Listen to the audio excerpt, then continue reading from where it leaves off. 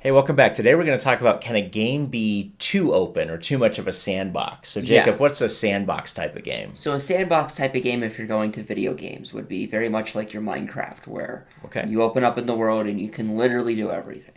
So, what's the point of Minecraft? What's the end point of Minecraft?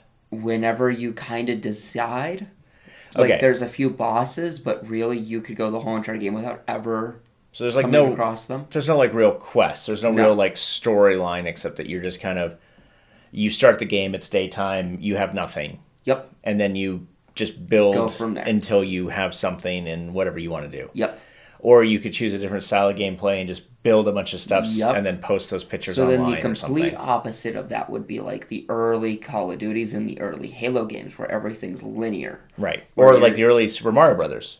Where Like you everything's start on World 1-1 and you go just to keep World 2 and you 1, keep 2. doing it until Yep. you get the princess who's finally in the last castle and then So the then, game's done. so Well, then a middle starts over. ground on that would be like a game like your Skyrim, your Witcher 3, Okay. your Dragon Age, where you have options on. So you have like a main quest. Yep. You have some major side quests that Yes. you should accomplish so you can finish the main quest out. And then there's a lot of little tiny side quests that Yes. many people may never even find. And unless you're a hardcore gamer, you're not even looking for them. So like Yes. unless you walk through the town after you've done a certain thing, that quest doesn't ever even show up. Yes. Okay. So it's really easy to miss this. So you could say something like Witcher 3 might have, I don't even know the exact number, but The Witcher 3 might have something like 250 quests, of which really you need to accomplish maybe 35 of them to complete the game. Something like that. Something yeah. like that. Okay. So in an RPG, what we're talking about is how do you, are your players wanting to play Minecraft as an RPG, where it's just kind of like roll up some characters and I'm just going to shove you into town and you tell me what you want to do and there's no real option. Yep. To me, that feels way too open. Yes. To me, that feels like I would have no idea where to even begin. And I want to bring this up because this is kind of this interesting. This whole concept came about because I was watching a TED Talk Yeah. on choices and human choices. And so what the guy talked about is this grocery store deal where they wanted to find out, because if you're a grocery store, you can have those, those tables that it's like free samples. Yes. And obviously the idea here is that we want to sell a product so that maybe it's a new product. We want to see if we want to have it on our shelves. Maybe it's an older product and we want to just get it off of our shelves. Yeah.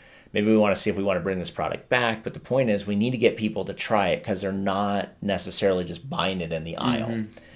And so what they started doing is they started, sociologists get involved and they're like, how many choices is too many?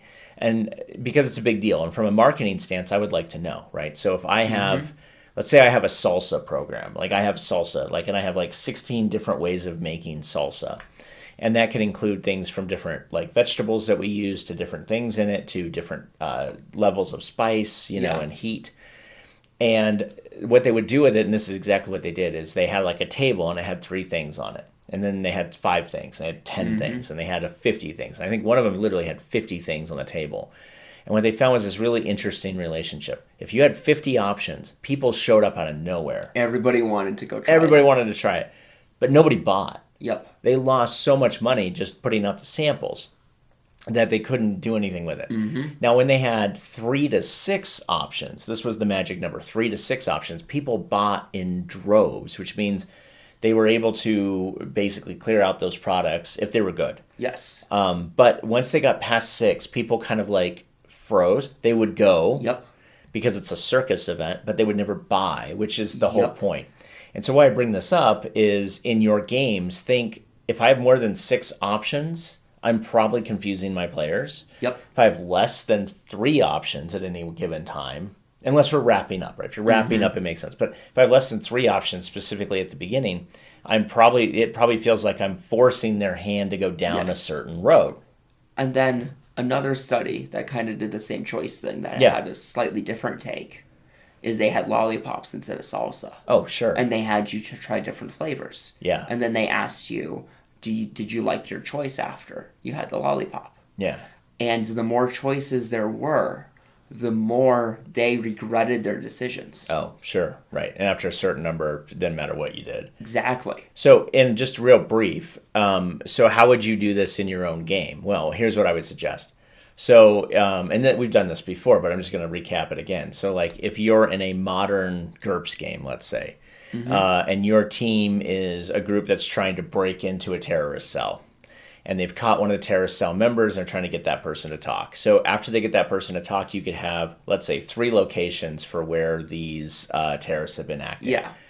And if they lean on them a little bit longer, they can find out that 2 of these locations have a little bit more priority potentially than the other one. And so then your players can go to one of these 3 locations, totally their choice. And if they go to the one location that has very low priority, they're going to find a cache of weapons, which is good. They seize the weapons. The terrorist organization can't use those weapons. Perfect. Yeah. If they don't go there, those weapons are now available for that cell to use. If they go to one of the other 2 locations, they might find the name of another operative or 2 operatives, or they might find the next target's location and the date. But they don't know exactly who else is with this guy. So you can have these other options where it's like you could lose out by moving to a different option, and you could gain by going to others. Yeah. And if you wait too long, like you don't necessarily have to give them the option of hitting all 3 of them. Like by the time they get to the last one, it's burned out. Like the terrorists have realized what's going on, and they've taken everything and burned the building down so that whatever was there is no longer an option.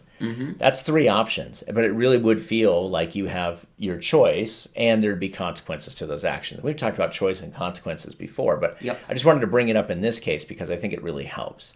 So with that, we'll see you next time.